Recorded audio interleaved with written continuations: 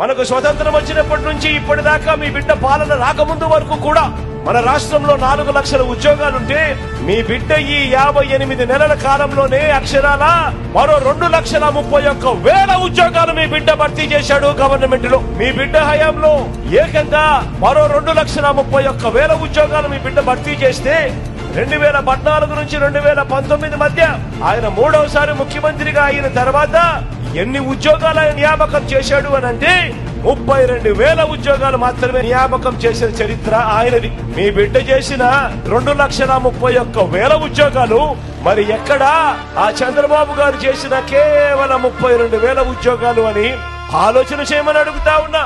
మరి జాబు కావాలి అనంటే రావాల్సింది ఎవరు అని అడుగుతా ఉన్నాను. జాబు రావాలి అనంటే ఫ్యాన్ రావాలా లేక తుప్పు పట్టిన సైకిల్ రావాలా అని అడుగుతా ఉన్నాను. ఇలా ఇలా ఇలా ఇలా ఇలా ఇలా